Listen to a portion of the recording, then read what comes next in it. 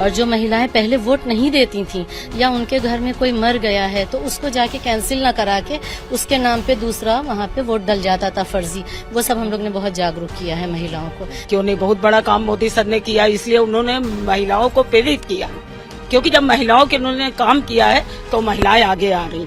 और हम लोग कम से कम घर से निकलते हैं, फ्रीली निकलते हैं, कोई डर नहीं रहता हम लोग को। लोकतंत्र में चुनाव एक बड़ा उत्सव होते हैं, लेकिन कई बार फेक वोटिंग इस उत्सव का माहौल खराब कर देती है। लेकिन इस बार ऐसा न हो, उसके लिए पॉलिटिकल पार्टी भी एक्टिव हुई हैं। बीजेपी माइनॉरिटी सेल ने खासतौर पर तैयारी की है। बासित साहब हैं, अध्यक्ष भी हैं। ये तैयारी क्या है कि कैसे रोकेंगे जब चुनाव आयोग नाकाम रहता है? तो आप लोगों ने क्या सिस्टम बनाया है कि इस बार फेक वोटिंग न होने पाए?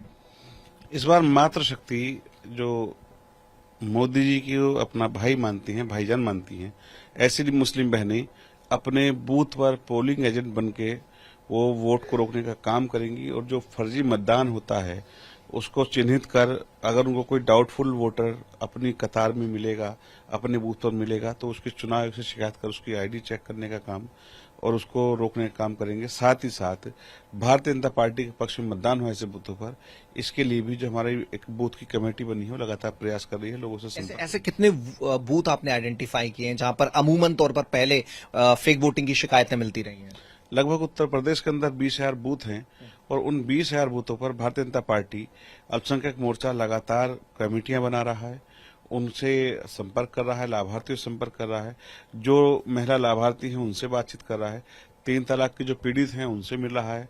साथ ही साथ जो आवास मिले हैं, शौचालय मिले हैं, आयुष्मान भारत का लाभ मिला है।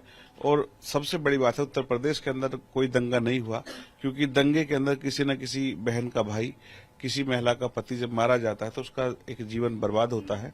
उसको भी मोदी जी की और योगी जी की डबल इंजन की सरकार ने योजना का फायदा मिला है, सबको पहुंचा है। तो ये सिस्टम क्या रहेगा कि एक बूथ पे कितनी महिलाएं जो है तैनात रहेंगी? एक तो एजेंट बनेगा, फिर उसके अलावा महिलाएं तैनात रहेंगी जिनको जिम्मेदारी सौंपी गई है। लगभग एक बूथ पर हमने 3 या 4 महिलाएं हमारी रहेंगी, जो एक तो पोलिंग एजेंट रहेगी, बाकी का काम लोगों को प्रेरित करके वोट डालने के लिए रहेगा। उनके साथ में अब 7 लोग अपने और रहेंगे, तो कुल मिलाकर के 11 लोगों की कमेटी पूरे एक बूथ पर काम करेगी। और उस बूथ पर फर्जी मतदान ना हो, भारतीय जनता पार्टी के पक्ष में वोट पड़े, तो इसका हमें डबल लाभ मिलेगा कि हमारे विपक्ष में पड़ने वाला वोट रुकेगा और पक्ष में पड़ने वाला वोट बढ़ेगा। निगाह के हिजाब और जो बुर्का नशी महिला होती है उन पे खासतौर से रहेगी। बिल्कुल, ये अक्सर देखा गया है चुनाव के अंदर कि एक औरत जो बुर्का पहन करके आती है, अपना वोट डालने के साथ साथ वो दोबारा से किसी और का वोट, फिर दोबारा से किसी और का वोट, या जो मौजूद ही नहीं है बूथ पर, जो कहीं इनकी शादी हो गई है या जो बाहर गई हुई हैं, बीमार हैं, तो उनका वोट भी डल जाता है। आपने अक्सर देखा होगा कि मुस्लिम बहुल बूथों पर मतदान ज्यादा हो जाता है और लोग सोचते हैं कि वहां जागरूकता ज्यादा है, वो जागरूकता ज्यादा नहीं है। वहां अक्सर ऐसा वोट पड़ जाता है जो होता ही नहीं है। इसके लिए इस बार लगातार आधार कार्ड से वोटों को जोड़ा जा रहा है। इसके लिए सरकारें भी काम कर रही है, चुनाव आयोग भी काम कर रहा है, साथ ही साथ हमारी जिम्मेदारी बनती है तो हम भी उन बूथों पर काम कर जो फर्जी मतदान होता है उसको रोकेंगे। बुर्के की आड़ में अब फर्जी मतदान नहीं हो पाएगा, ऐसा सिस्टम बना लिया गया है। माइनॉरिटी सेल ने महिलाओं को ट्रेनिंग दी है, महिलाएं पहुंची हुई है। नाम बता दीजिए एक बार आप अपना। फरहा रिजवी। फरहा जी, कैसे करेंगी? बासित भाई ने आपको बताया ही है, लेकिन जब बूथ पे जाएंगी तो जिम्मेदारी बड़ी होगी, लड़ाई झगड़े का डर रहेगा, क्योंकि अक्सर देखा जाता है कि अगर आप पड़ताल करते हैं तो उधर से भी अपोज किया जाता है, तो वहां पर क्या जिम्मेदारी रहेगी, कैसे चीजों को देखेंगे? देखिए, हम लोगों को बहुत ही प्यार से, विनम्रता के साथ महिलाओं के साथ बात करनी है।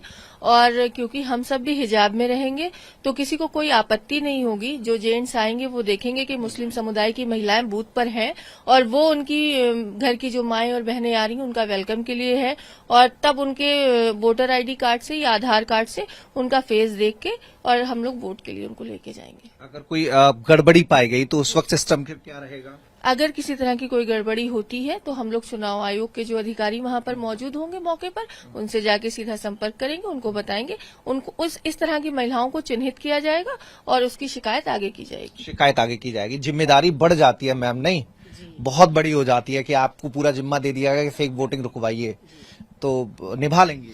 बिल्कुल निभा लेंगे, क्योंकि हम लोग ने पहले से बहुत काम किया, अल्पसंख्यक लोगों ने कि जागरूकता फैलाई है। और जो महिलाएं पहले वोट नहीं देती थीं या उनके घर में कोई मर गया है तो उसको जाके कैंसिल ना करा के उसके नाम पे दूसरा वहां पे वोट डल जाता था फर्जी, वो सब हम लोग ने बहुत जागरूक किया है महिलाओं को।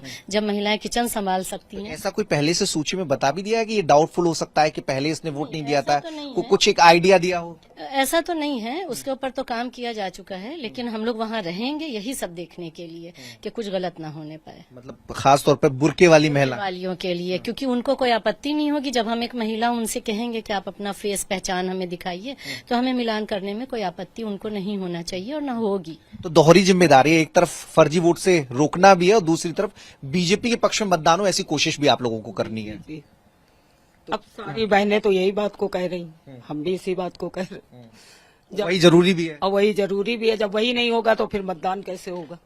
फिर आप मतदान नहीं होगा तो 400 पार कैसे होगा? तो फिर तो 400 पार तो करना ही है। इसीलिए तो महिलाओं तो महिलाओं को कैसे समझाते हैं आप लोग महिलाओं को? चूंकि हम देखते हैं कि माइनॉरिटी से अक्सर ये बताया जाता है, प्रचारित ये किया जाता है कि माइनॉरिटी से बीजेपी की दूरी है, लेकिन फिर भी महिलाओं के हक में जो योजनाएं आई हैं उससे एक पुल बना है, एक ब्रिज बना है। क्यों नहीं, बहुत बड़ा काम मोदी सर ने किया, इसलिए उन्होंने महिलाओं को प्रेरित किया है। क्योंकि जब महिलाओं के उन्होंने काम किया है तो महिलाएं आगे आ रही, इसलिए हम लोग महिलाओं को समझा सकते हैं। क्योंकि हम भी बहन है, ये भी बहन है, सब आपस में बहने हैं, उनको कोई एतराज नहीं होगा। और अब की बार जो मतदान होगा काफी अच्छा और काफी बेहतर होगा, क्योंकि जिस तरीके भैया ने बताया है कि 11 का वो बनेगा संगठन, इसलिए काफी बढ़िया काम होगा इस समय। और जहाँ जहाँ बीजेपी हार रही या कुछ भी ऐसा काम हो रहा है उस पर ज्यादा ही काम हो, विशेष फोकस रहेगा। जहाँ पे थोड़ी स्थिति कमजोर है वहाँ पे ज्यादा जिम्मेदारी बढ़ जाती है। जी, जिम्मेदारी बढ़ जाती है। और सबसे पहली चीज तो ये कि हम लोग को ये पहली बार मौका मिल रहा है कि हम लोग बूथ संभालेंगे, लोकतंत्र की पहरेदारी का। ये जी हाँ, पहरेदारी करने का मौका मिल रहा है और इसको हम लोग खूब क्या नाम लिखते हैं आप? मैं अंजलिना नैयर हूँ। तो आप भी बुर्का पहनेंगी क्या? पहन लूंगी, ऐसी कौन सी बात है, हमारी बहनें पहनेंगी तो मैं भी पहन लूंगी, उसमें कौन सी बात है, कोई बड़ी बात नहीं है। बुर्का पहन सब बहनें हैं, हम लोग पहन सकते हैं, ऐसी कोई बात नहीं है, पहन लेंगे।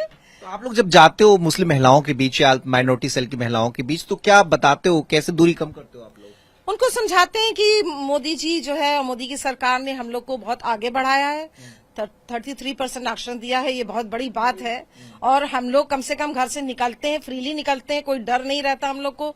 हम आपको बता रहे हैं, मैं 10 बजे रात को भी चौक से चली आती हूँ गाड़ी चला के। तो चौक में रहते हैं आप? नहीं, मैं गंज में रहती हूँ, हजरतगंज में रहती हूँ, लेकिन अगर मैं शॉपिंग करने उधर गई तो मैं आराम से आती हूँ, कोई डर नहीं रहता। पहले ऐसा नहीं था, लेकिन पहले ऐसे नहीं था, पहले मैं बहुत डरती थी निकलने से।